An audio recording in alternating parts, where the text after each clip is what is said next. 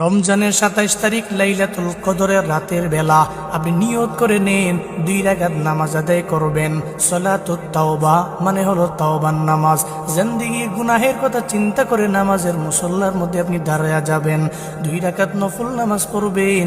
যেই সূরা দিয়া মন চায় ওই সূরা দিয়াই ২ রাকাত নামাজ শেষ করে সালাম ফিরাইয়া নবীর উপরে দরুদ পড়বেন শতবার। এরপরে ইস্তিগফার করবেন শতবার।